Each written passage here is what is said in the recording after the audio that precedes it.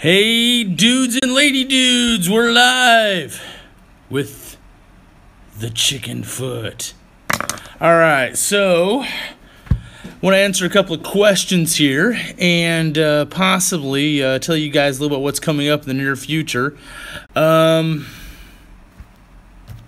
only brought one chicken foot tonight, so I've actually got a couple of these little gnarly chicken feet. It actually came out of a soup bowl. So people think it's kind of funny if you actually have a chicken foot on a chopstick. So, okay, how do I get comments up here? Let's see. No, I don't want to mute my microphone. Let's see. Show live chat messages. Okay. Cool. All right. Hey, Snarky guy, what's going on? You give me a massive boner. What's a boner? Oh, yeah. So, hey, I am your student. Yep, nice to meet you. So, or meet you again. See you again. All right. So, what's coming up in the near future? Well, coming up on the 17th, I'm taking a massive trip. I don't want to say exactly where I'm going because it's going to be a surprise, but it's going to be part of the Summer of Snark. So, yeah, we'll see how that goes down. I'm going to be taking a high-speed train, and we're going to be going on a trip, so it should be kind of fun. Not bringing Scratchy with me, though. Scratchy has to stay at home, so... Anywho, so, we're going to talk about a couple things else as far as stories. Let's jump right into this. Had a couple of friends ask me about if I've taken any drugs. No, not really. Hardest thing I generally put in my body is Pepsi Cola, or Cherry Coke. I kind of prefer that. But one time, I did have a shot of morphine. That was kind of a fun experience. As you guys know, I'm kind of a bigger guy. I got kind of a little bit of a spare tire around the middle, so to speak. So, but it wasn't always like that. I was actually a pretty thin guy beforehand. Hey, from northern Minnesota, what's going on? So, about, it's going on 14 years ago now, give or take. 13, 14 years ago, I was having some really bad stomach pains, and I wasn't really sure what was going on. I'm still live. You can kind of edit that stuff out and post on videos. So I was having some bad stomach pains, and I really wasn't sure what was going on, and it was getting worse to the point of I was missing a lot of days at work, and I just couldn't function really. And not to get over to TMI, but yeah, I was really going to the toilet an awful lot. So see if I can get that to balance. Stay. So yeah, I was going to the bathroom an awful lot. Couldn't figure out what was going on, and like anything else, you know, I'm a guy, and I should have gone to the doctor well before, and I didn't. Finally decided, yeah, I'm gonna go to the doctor. And they told me that I had some gallstones. Now, your gallbladder, for those of you who don't know, basically aids you in digesting whatever crap you ate for lunch. But if it's not working, you're not digesting food really at all. And they said your gallbladder should be about this big, and mine was about this big. Had about 200 stones in there, and they said if that thing pops, you got about 30 minutes to live. So, my doctor, Dr. Malkar, good Jewish doctor, he suggested I have that thing out. So, okay, you know, doctor knows best, right? So, at this point, I weighed about 165 pounds. FYI, I weigh about a good $100 more than that now. Any case, so I went in to get the gallbladder out, and they did. What they do is they pump 5 little holes in your belly and just beep, beep, beep, beep, beep, and just blow it up with a whole bunch of CO2. And then they go in laparoscopically, kind of like with Scratchy here, but it's actually, a surgical instrument. I wonder if they could use this to extract a gallbladder. I really don't know. Anyway, so they go in, they take the gallbladder out, seal you up, and as a result, they give you a shot of morphine at the very end. Now, I've never taken drugs. I'm not one to do drugs, don't like drugs. And they give it to me and told me, okay,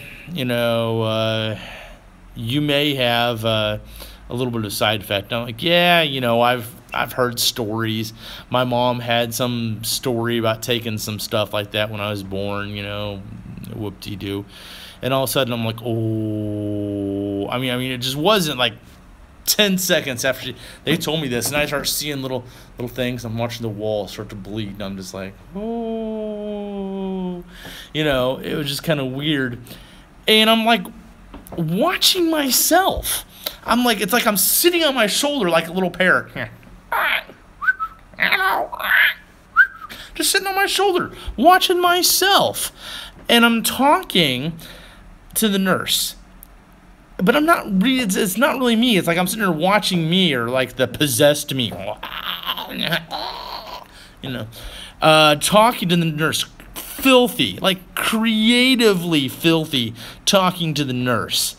And I'm just asking her all sorts of questions, hey, baby, what kind of panties you have on? And I'm just thinking to myself, oh, God, no, don't do this. Don't do this. But I'm just like sitting here and I can't control myself. And I'm just talking this way to the nurse. And, of course, my family at the time, they're like, they're going for the car. And the nurse is, okay, that's nice. Oh, you're so sweet. She's really a pro. Oh, you're so sweet. And I'm just talking filthy, making all sorts of innuendos, overtly, covertly, and whatever else I'm making them. And I'm just like, I'm sitting there, and then I'm starting getting handsy. And I'm just like, oh, my God. I'm a pervert when I'm stoned. And, it was the weirdest thing. So she's wheeling me out, and all this time she's like swatting my hands. I'm like, and the whole ordeal. And I mean, she had to have been like, privy to this sort of thing before. But man, I just was this sex-crazed maniac on morphine. And of course, as time goes on, it wore off, and I kind of came to my senses and thinking, oh, let's not do that again. But, yeah. And, of course, as a result, no gallbladder means you don't digest food, and I kind of, like Mother Russia, I needed more land, or at least a bigger-sized T-shirt. And so, yeah. So those of you guys who want to make the fat jokes, there you go. There's a good opportunity for you. So, yeah, hey, Bob, what's going on, man? Yes, Dongguan. So, where it has been raining cats and dogs, so, or water buffaloes. There's actually an entire herd of water buffaloes that lives just down the street from me. It's the coolest thing. I mean, there's big old ones. I know the VeggieTale says everyone's got a water buffalo. Everybody's got a water buffalo. Mine is faster, yours is slow. But, yes, a whole herd of water buffaloes lives right down the street from me. So, kind of cool. Anyway, so, yeah, that was my first and only experience with hardcore drugs, and it was the morphine they gave me when I had my gallbladder out.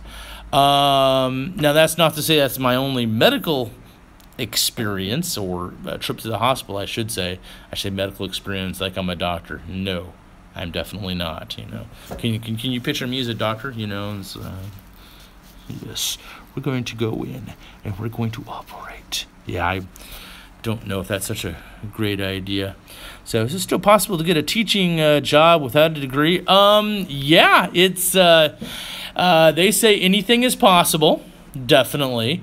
However, your more reputable places will require a degree. Your less than reputable fly-by-night or hole-in-the-ground places may not. China ta-da, is your populated areas are going to be divided into tiered cities. You have your first tier cities, which is going to be Beijing, Shanghai, Guangzhou, Shenzhen. Those are your big tier 1 international cities. Definitely count on needing a degree there. I mean, officially, yeah, you need a degree no matter where you go in China. But your second tier cities, you know, they're not as international. Still probably going to require one. Third tier cities, you get down to where, yeah, maybe, you know, can you speak English? You're hired. So, and your fourth tier cities, yeah, pretty much anything's going to fly. I live in a tier 88 city. Yes. So, any case, but the official law is, yes, you definitely need a certificate for, we're getting tier 1 soon. Well, that would be awesome. In the meantime, Dongguan is at least tier 34. Depending on what part of Dongguan you're in, even lower. Where I live with water buffaloes, not quite tier 1 yet. But there's different parts of Dongguan. You get down into like Dongguan City and Dongchen, it's pretty much first tier, more or less. So, someone said they're going to see the chicken foot again. Yes, there he is. Here's Scratchy. He's kind of dried out and gnarly now, though. I fished him out of a bowl of soup last year, and now he's just kind of petrified, and he doesn't look so good. Allegedly. Yes. Allegedly. Any case, getting back to my snarky stories, and why not? So I was 10 years old, riding my bike, and I was living in this little bitty town called Farmington, Illinois. Farmington is like 98% white. Yes, very gnarly. Agreed. So, but hey, you know, a little bit of salt and, you know, bacon, he wouldn't be too bad. Is it still the red light capital of China? Yeah, definitely. If you want to go get some poontang, this is definitely the place to go. So I hear. I never actually go looking for it. Although I'm gonna switch stories right in between. You know, live. Hey, we're gonna switch stories. I actually did have the opportunity. I guess everyone has the opportunity, don't they? I had the opportunity and temptation to hire a lady of the evening, a prostitute. The year was 1993, or was it 92? Doesn't matter. I was living in Hong Kong at the time, still British colony then, and the largest densely populated part of Hong Kong was the walled city of Hong Kong. It was about 3 blocks by 3 blocks. Police didn't go in there. Valentine's Day Massacre, yeah, true. Hi! The police did not go in the walled city of Hong Kong. The mail did not deliver into the walled city of Hong Kong. It was a community unto itself, kind of like the outlaw pirate haven, pirate cove, if you will, of Hong Kong. They tore it down in late 93, early 94, I believe. But I was actually going to school just nearby in Lok Fu. I was going to high school. And the walled city was kind of cool because although it was really dank and dirty, there hasn't been really any movies that have really captured the walled city, except the Jean-Claude Van Damme Bloodsport kind of got it. Almost, not quite. Actually, I think they filmed there.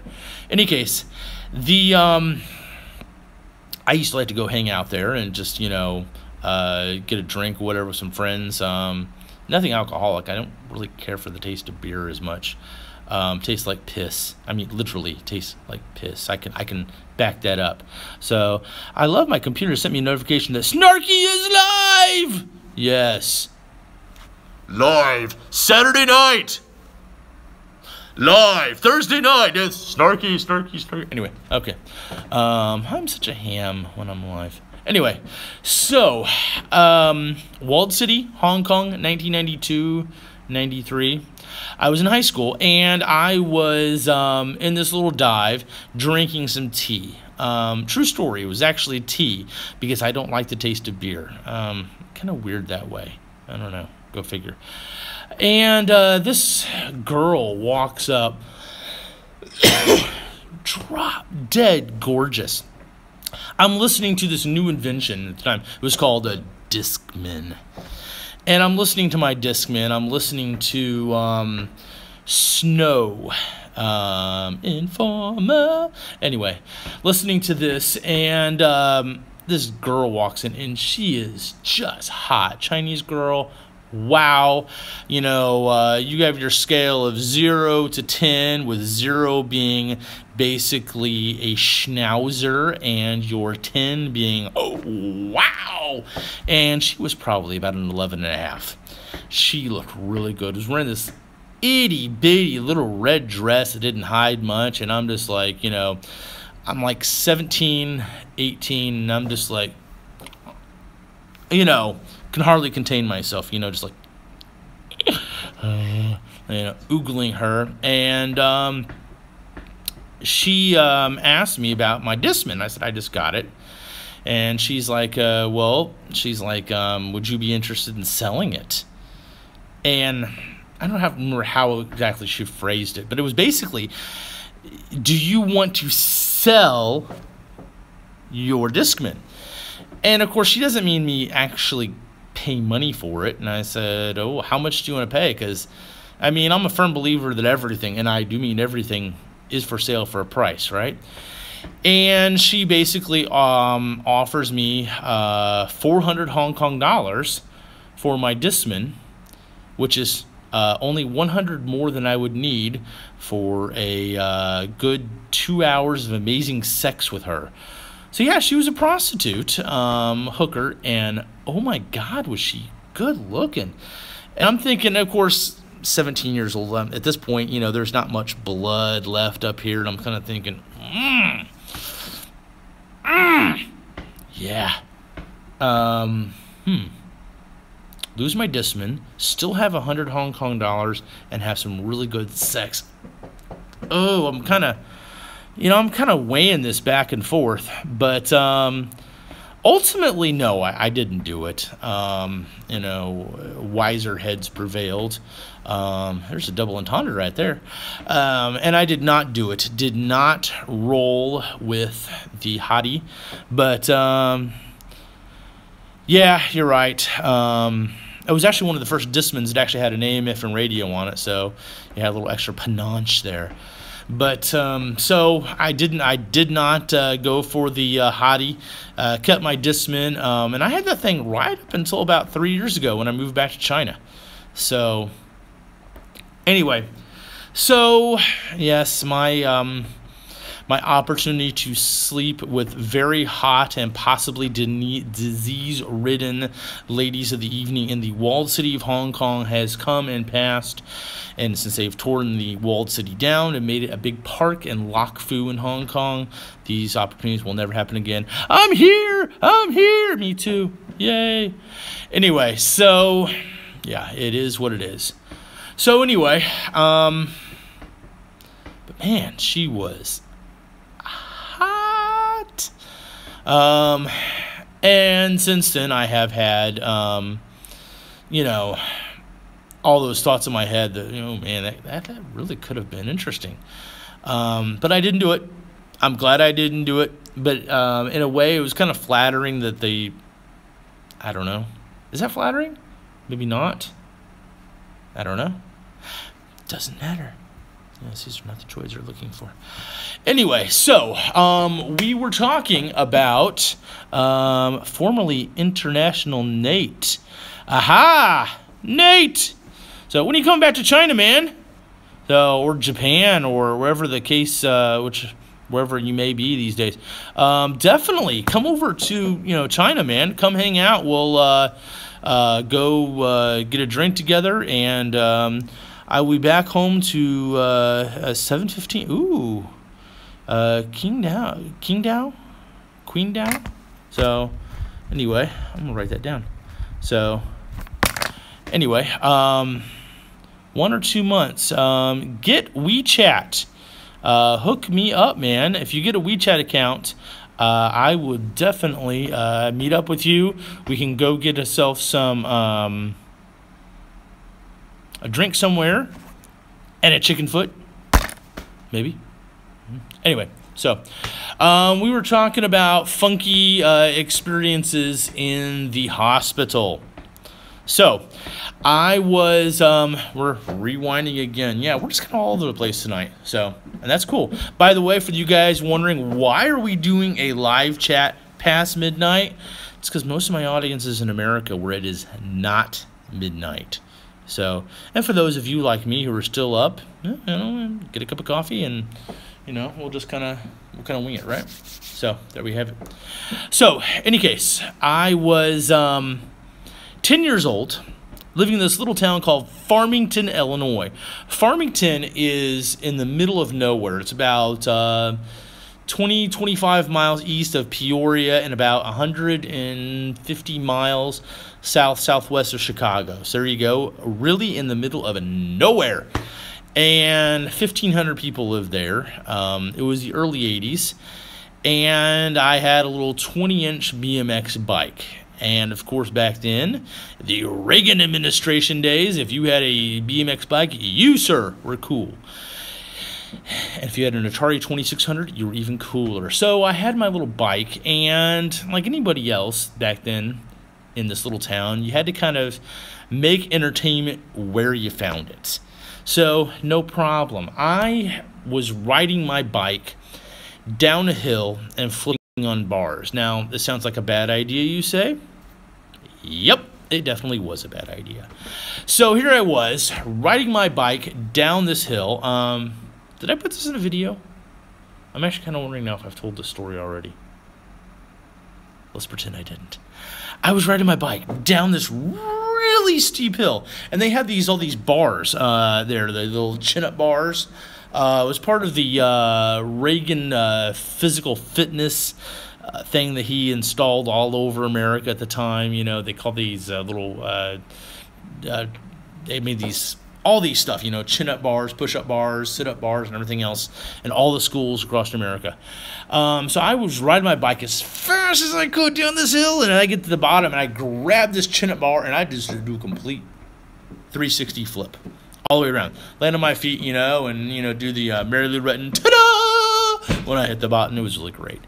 I did this 3 times, 2 of which I actually landed on my feet. The last time didn't work out so good. So I'm riding down. I get to the bottom here, getting drop out on feet and losing big chunks of story. I'm sorry. The internet in China sucks. It really does. I'm sorry. Anyway, so I'm riding my bike down this hill. Last time, 3 times I did this. Last time, I grabbed this bar, flip almost around, and my hand slipped off, and I went literally straight up. I kind of come back down around, and my arm got behind me somehow like this. I don't know how. It got behind me, and I just popped my wrist, and the doctor said that I actually broke every single bone in my wrist. All I know is pretty much just like, you know, Hamburger. You remember that scene in Deadpool where he slaps Colossus in his hands? It's like, you know, Tyrannosaurus Rex. Yeah, that was pretty much it right there. And I was about a mile away from home, and so I had to kind of get my bike, and oh man, I was hurting, seeing colors that do not exist in the spectrum instantly, and kind of slipping in the gaps. Pants fell off, and all those broken wristbands. Yes, my pants slipped off. It's a no pants live stream. That's kind of scary. No pants. I'm wearing pants. I would like to specify I am wearing pants. Yes. So that's a good thing. So I am wearing pants, shirt, and I do have a chicken foot. I'm well armed. So I'm wheeling my little bike home. Excuse me. And I get most of the way home, and I was like, Mom, you know, and of course Dad wasn't in the picture then, so it was just Mom. So, and she comes running out. And my mom is just the most caring, wonderful woman. She sees me. I'm hurting. My hand is kind of funky. So chicken foot is man's best friend. You're right. It's also really good for scratching those really hard to reach areas. So, and the unmentionable areas. So my mom is the most caring woman in the world. She comes running out. She sees me. I'm trying to push my bike with one hand. I have my hand kind of laying on the seat of my bike because I can't really ride, because it's just really hurt. My hand is actually kind of purple at this point. It's a funky, purpley whatever. And so she comes out and she sees me and she starts, I can't believe what you're doing. They're putting me through this. I have to work 16 hours a day. You're going to do this. And oh my goodness. She's doing this the entire way, wheeling my bike back into the house. Put up on the porch, but I didn't ride it for another 2 years after that. Thanks, Mom. And all the way in the car. Mother, I can't believe your Aunt Norma did this and I had to do this in that cast and it's going to cost you the rest of your life. So you won't be able to go to college. You'll never, ever, ever succeed because you did this and you're stupid. And on and on and on and on and on. Okay, so we drive. And again, we're living in the middle of Bumsville nowhere. We drive my mom's little 1972 Pinto. Yes, the very car that had the wonderful feature, if you tapped it just right, it would miraculously burst into flames. Perfect timing, yes. Are you planning to live stream, dude? Why not? We drive my mom's 1972 Pinto all the way to the hospital, and she is still, and I've got my arm at this point, I've she's kind of taken my shirt and just kind of wrapped it up like this, and she's pinned it up, like this, so I can kind of go along, and, it's my belly. Anyway, so yes, don't show your belly live. Bad idea. Yes, one of the cardinal rules of China, do not show your belly live on the internet. Anyway, so we get in there, and she is still, I mean, I don't know how long it's taken. Let's say it's probably taken us, from the time I wheel my bike all the way back up this little hill, past a graveyard and everything else, all the way, Naked Man live vlog, yes, wow, chicka, wow, wow. Anyway, so by the time I've wheeled my bike all the way home, got into the car, she's kind of pinned my shirt and made a t-shirt cast. Is that a thing? Why not? I'm at 144 and getting a few hiccups. Yeah, I know. I'm sorry. So, by the time we get to the hospital, it's probably been an hour at this point, and she is still lambasting me for breaking my wrist. We get all the way into the hospital, and, we have to get the x-rays. And the only doctor there, he's one of those general practice surgeons. And, again, this is the early 80s, keep in mind. Nowadays, they have specialists for everything, and I do mean everything. So, dude, I'm here. Almost late, I guess. It's Jerry Capital! Yes! We definitely need to do the Snarky Capital collab one of these days. Anyway, so general practice physician, because it's this little bitty town next to Farmington that might have 3,000 people. Ooh. Yes. We get home, and excellent choice of curtains behind you. Yes, you're right. This is true. And you know what? The China flag kind of matches my shirt, too. Ooh, fashionable. So, the general practitioner surgeon is from India. His name was Greta Gupta. And, oh, I see you have hurt your wrist, so let's have a look at it. Does this hurt? Ah! How about this? Ah! This. Ah! It's like one of those bad airplane movies where he continues to, we're not even in the x-ray room yet. And he's, I'm planning to go to, glad for and go back home. Yes, definitely, man. So, good. I've only been in New York once, by the way. Somehow avoided New York City. I drove right through Pennsylvania on up to Niagara Falls. So that's my only New York experience. Sidebar. So the dude is sitting there, checking my wrist. Before we even x-ray it, and all this stuff, like a million ways. See how many ways you can scream, And okay, and then he turns to my mother. Oh, I think your son has broken his wrist. Gee, Doc, do you think so? Would you get your medical degree out of a box of Cheerios? Come on, man. So they go in and they want to x-ray it, of course. Now, I think x-rays have come a little ways since then. I mean, even China, they're pretty sophisticated. My daughter broke her foot, was it last year? Yeah. and she Greta Gupta. But it was this big, massive thing. So he goes behind the LED screen, of course, he doesn't get superpowers, and proceeds to zap me how many times. And he comes in there and, okay, place your wrist like this.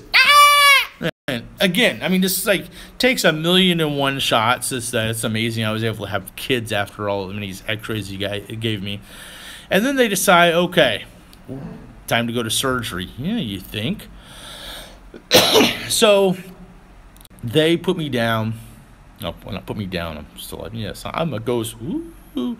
They put me down, give me surgery, give me a big old massive cast. And it's one of those big 80s casts, you know, the kind that you can use as a weapon, you know. You have to register with the police department, you know, it's big, basically a club. So, I couldn't ride a bike for 2 years, well, about a year after that. My mom wouldn't let me ride for 2 years after that. Oh, yeah. Because she wasn't going to have me do that again. So, yeah, it was one of my many experiences in the hospital. Now, this is by no means my only experience under the gentle care of a physician. Oh, no. Let's go ahead and fast forward a couple years later. So, very bad connection. Yes, it's China. I know. There is a very bad connection. Hey, Snarky, what's up? Why are you wearing a hat? Because my hair looks like this. No, that's why. It looks like this. Anyway, so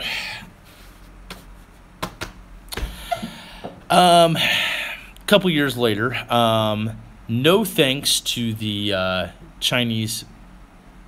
What am I going on? No thanks to all the x-rays. I did actually have a couple of kids. And after the second little girl, the decision was made not to have any more. We're done. Case closed. And we decided to get the big V. The big V. Vasectomy. Oh, yes. Which, for those of you who the health system and the education system has completely failed you, basically means that Mr. Happy still works. He is just shooting blanks.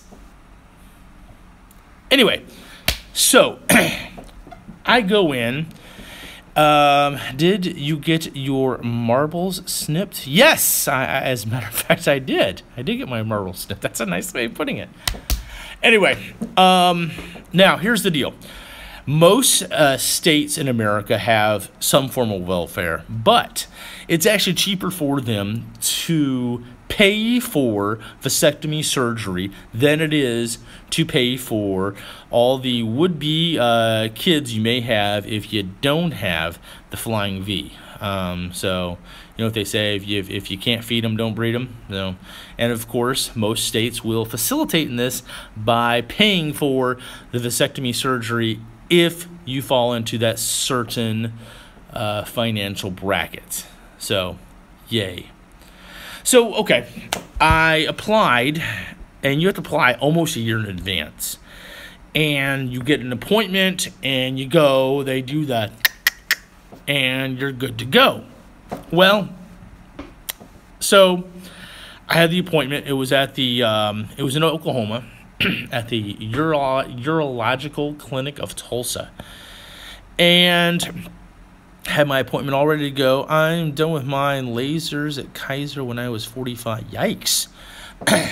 Anyway, so I go, get there, and again, this whole thing has been scheduled a year in advance. I had all the paperwork, all the checks and everything else. I go there, and they come to me, and my appointment is at 4. So I sign the paperwork, do that, and they give you a couple of pills. Now, I can't honestly tell you what all the pills are. I know it's supposed to basically calm you down, and it's supposed to relax everything down there. So, everything is good to go. So, okay, my appointment's at 4. It was about 3:30. I fell out of appointments. I can sit down.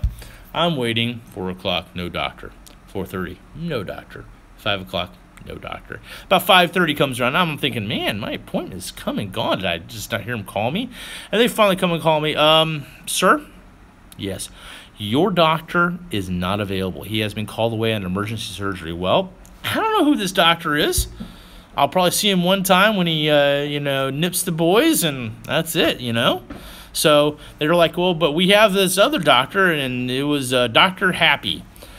No, I'm actually serious. That was his name, Dr. Happy Smith. I don't know. His first name was Happy. That's what I remember, Dr. Happy. Which is kind of an irony considering Dr. Happy is working on Captain Happy. Yeah. Truth is stranger than fiction. So I'm getting in there, and they're going to go ahead and, do everything else. So strip from the waist down, naked as a jaybird. I got my socks on still. I can keep a t-shirt on and get in little stirrups. For you ladies out there who are saying you have no sympathy for me getting in this, well, you got a point. So I'm in the stirrups, right? Naked as a jaybird, waiting for the Dr. Happy to come in. He eventually comes in, and he goes in, okay, hello, so we're going to go ahead and nip the boys. We're going to go ahead and take care of this. And I'm like, oh, my God, he's a fruit. And that was really insensitive of me. He's very gay. Very, very gay. And I'm thinking, well, this is probably not a problem. He's probably familiar with the equipment, right? Yeah. So, here I am. Recap. This is in a government facility. We're in the stirrups, feet up, knees by my ears pretty much, which is not easy since I'm a kind of a bigger guy anyway, with a gay doctor named Dr. Happy working on the boys. So, and at this point, whatever meds they gave me is pretty much worn off. So I'm feeling everything. I kind of feel him in there. He's going to, okay, we're just going to grab Mr. Winky. We're going to move Mr. Winky to the side. Woo, he moved a little bit. Isn't that amazing? And I'm like, oh, can it be over? Knock me out, Doc. Please just knock me out. And, and so he's, okay, we're going to make a little incision here. We're just going to go in and we're going to see what's in it. Woo, we're going to open the cavern up. And, and then he starts doing like a Gandalf voice, and which, okay, there's absolutely no way I can imitate a gay dude doing Gandalf. I can't do it. I'm sure there's someone out there that can. I can't. And he's up there, he's working on everything, and I can feel him kind of nipping and pulling, and I can feel everything. It's really uncomfortable. I mean, it is, oh my gosh. It is not just the uncomfortableness of a homosexual doctor named Dr. Happy working on Mr. Happy with no meds. It's physically painfully uncomfortable as well. So you got the whole, trifecta of uncomfortableness going on. And he's in there working on, okay, we're just going to go ahead and nip him off there. And we're going to take this little thing, you see this little thing here. Look, it looks like a little bitty clamp. We're going to put Mr. Clampy. We'll call him Clampy. Not like Mr. Scratchy, but anyway. And then, oh, look, there's a little puff of smoke. And, they put little clips on the vas deficit, what the tubes that basically move sperm around, and then they kind of, after they they tie him off, they singe them and stuff, and yes, definitely the nuclear triad, and then they put a little clamp on there. So basically, there's no way your boys are pumping any baby batter whatsoever. And it's like, okay, now I'm going to go ahead and take my little thing, and he actually said little thing, so. Deferens, am I pronouncing that right? Yeah. Basically, he's like, I'm gonna take my little thing. I'm gonna go ahead and sew you up. And I'm like, oh God. And I'm sweating buckets at this point. I'm in pain. I'm just, not really comfortable with, a gay doctor named Dr. Happy working down there. And again, not that I have anything against gay dudes. I got a lot of friends that are gay. When I was a teenager, I didn't have a problem with gay dudes at all, because I kind of figured that basically meant, for every gay guy, there was, 2 girls for me. So, anyway. Don't have a problem with him necessarily, or don't have a problem with the gay. I just wasn't comfortable with the gay dude operating on. Yeah. So he gets all in. Okay, we're all done. You want to go ahead and stand up and let me see what a strapping young man you are. And I was like, I'm not ready. No, it's okay. Stand up. No, I'm really not ready. It's gonna be. No, it's okay. Stand up. Here, let me get your hand. Oh, you're like Cinderella at the ball. And so, okay. Maybe it was the nervousness. Maybe it was the awkwardness situation. Maybe it was because I was in a lot of pain. My meds had worn off. Again, take your pick. I stand up and immediately fall down. I hit the floor. Pass out. And I was honestly probably only out for a couple of seconds. I don't know. You know, the point was, you know, I didn't have a chance to eat because they tell you not to eat, you know, for basically most of the day. Just everything all together. I don't know. I passed out. Well, honest to goodness medical procedure. When someone passes out, what you're supposed to do is elevate their hips above the chest to get more blood going into your chest, of course. Excuse me. So, of course, what he does is elevates my hips above my chest. Now, I wake up a split second into this whole procedure with Dr. Happy, a gay wiener doctor, clutching my junk up to his chest in an effort to, because again, I'm a big guy. I know it kind of. I know. It kind of takes a little bit to lift my hips above my chest, and I just wake up and he's straddling my stuff up to his chest in an effort to elevate my hips. I wake up and I'm like, ah! And I screamed like a little girl. I did. I totally screamed like a little girl. Everybody's laughing. He's laughing. And then, of course, I'm trying to, you know, the awkward, let's play it off laugh. I could not get dressed fast enough. But, hey, you know, I guess Dr. Happy knew his stuff because, you know, my youngest is turning 12. And, yeah, we ain't got no more. So, yay. So yeah, that was kind of an experience of sorts. Yeah. So anyway, was not my only time in the hospital. I mean, I've had a lot of experiences. A lot of from the multiple car accidents I had. Had to go to the chiropractor. What's your job in China like, Snark? No rush to moving around to it. Well, I teach kids. How much of a threat is fake rice? Okay, let's try this one other here. My job, I teach kids who don't want to learn English, and I usually have to trick them into learning English. End of story. Fake rice is kind of a big deal. Like anything else, if they can fake it, they will. They make fake everything in China. Just like they'll eat anything in China. They say the Chinese will eat anything on 4 legs except the table. It's kind of true, but more in the rural areas now. I've heard that there is some fake rice in some stores, that it's plasticky stuff. Now, having said this, I've never actually seen it. I've heard it's real. I've seen news stories it's real. I've seen photos. I've heard all the rumors. I've heard people talking about it. Is it really real? I don't know. I know there is a lot of fake stuff out there. There was a big story that broke recently about fake Budweiser beer, and we were kind of just, scooping out God knows what and calling it beer, which I don't like beer. It tastes like pee. I can actually validate the story. I'm not all over tonight, aren't I? I'm starting telling one story. I'm just gonna rabbit trail, chaotic neutral. So plastic rice is actually used for packaging and costs a lot more than rice. Well, there you have it. Globic Nystat has just broke the story. So anyway, I've never actually seen it though. Beer does taste exactly like pee. Let me validate this. Thanks. Maybe fake news. Yes.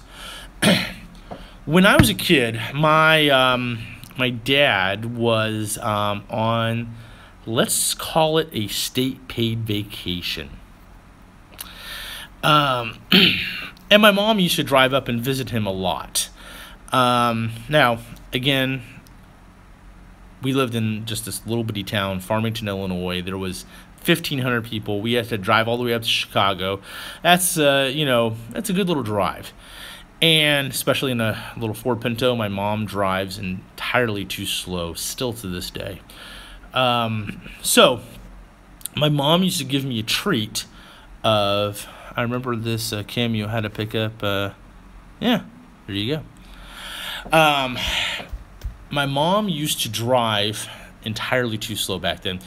And she'd drive all up to Chicago, and she'd treat me with 2 sodas.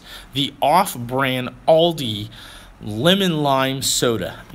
Some of you guys see where I'm going with this instantly, I know. And it was kind of a big deal because I didn't get a lot of soda back then. So the idea was you have 1 soda going up and 1 soda coming back, It was kind of like a treat for a kid, And I was, I think I was 7 or 8 years old at the time. So we're talking, early 80s, Reagan had just gotten elected, early 80s. So I, popped that top, it had that little peel-off tops, which they don't have in America anymore, but still have in China. It's really fun. If you get those stuck on your foot, it really hurts a lot. And I, power that thing back, and of course, in my mind, I'm thinking, I want to be sleeping on the way back from visiting Dad, so I'm just going to drink the second one too. Why not? So, man, I chugged 2 lemon lime sodas on the way up there. Now, this being the early 80s, there was not a lot of, I guess the highway system has, it really is. There was not a whole lot of place to stop, and my mom doesn't like to stop at all. She's like, we're going to drive, and we're not going to stop until we get there, And so, anyway, I'm 7 years old, and I had to pee. And my mom's just like, go in the can. It sounds terrible, doesn't it? And, of course, but when you're 7 years old, you don't question these things. And I'm like, okay, no problem. So, yeah, I'm a boy, so I'm technically equipped. Anyway, so I take the can and I fill it up as much as I can, and I pee in a can, Okay, whatever. I'm 7 years old, and I put it in the cup holder, and I go to sleep. Most of you guys know see where this is going, and your mom had a sexy voice. She still has a sexy voice. Gee, that didn't sound good, did it? If I was making a video right now, I think I would actually go back and crop that part out. Okay, let's all pretend I did. Cut, paste. Okay, and we visit Dad. We get out, and I'm, get in the car, and I'm sleeping, against the side window, and I wake up, we're halfway back home, and I'm thirsty, and I was like, and when I open, I look, and I grab that can and give it a little shake, and, there's still some soda in there. So I just take a big sip of this. I completely forgot. Do people in the streets mind to record them? Their reactions always seem positive. Okay. Are we back? Don't know what happened there? Got crappy internet in China?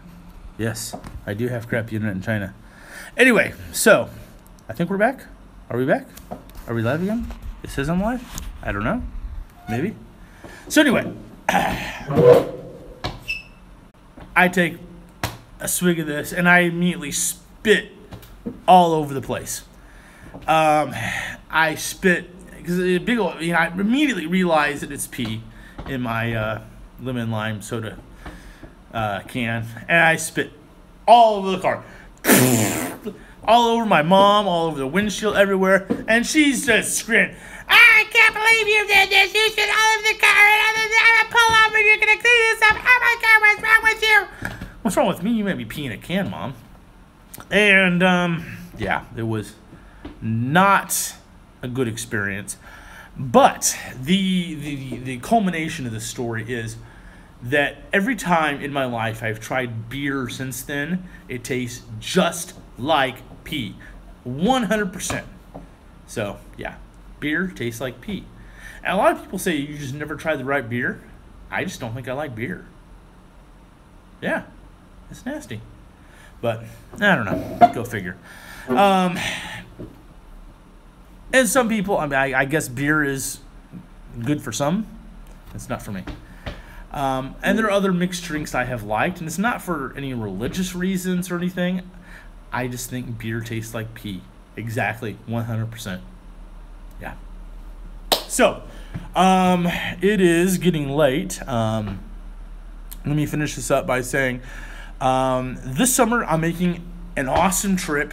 It's going to be Barney Stinson, legendary, and yeah, I'm gonna try to get a lot of film. I'm gonna meet up with some other vloggers, and we're gonna do some live streams together. We're going to do some videos together, and it's gonna be cool. So it's gonna be the summer of Snark. It's kind of a working title. Kind of work with it.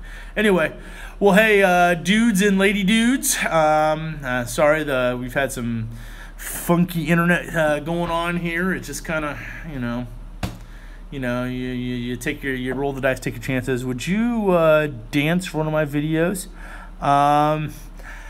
Funny thing about dancing, everyone says they can't dance, but as soon as you pretend to dance, you are actually dancing. So. What was that one song that was in that one Pauly Shore movie? You can dance if you want to. You can leave your friends behind. Because if friends don't dance, and if they don't dance, then no friends of mine. But yes, I would dance for one of your videos. So, yes, take that as a yes. So, confirm. I would definitely dance in one of your videos. And we could even wear the shades together. So, I was thinking, though, I was talking with Matt, Jayo Nation. He's actually not going to be available to do a video because he's flying back to America. But I was thinking, he's got his whole trike thing, and I was thinking I could do a trike, but be like actually on a kid's trike, and we could do like the trikes together. Be kind of cool. So, safety dance. Yes, thank you. Thank you. That was the song I was thinking of, the safety dance. So, it's like one of the worst songs ever, and it's catchy. My kids hate it when I sing that. They hate it when I sing. They hate it when I dance. It's like, oh my God, Dad. So, I guess I'm uncool in their eyes. Go figure. Anyway, but we got some fun things coming down the pike. But anyway, hey, doing it from pole to pole.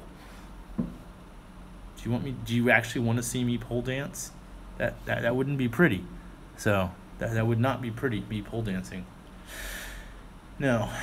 Unfortunately, I do not have my bikini figure back yet. So, but hey, let's go ahead and close this out by making sure that this is, actually a topless live stream. So, that's right. It's a topless live stream. Appreciate you guys joining me, and we'll catch you next time.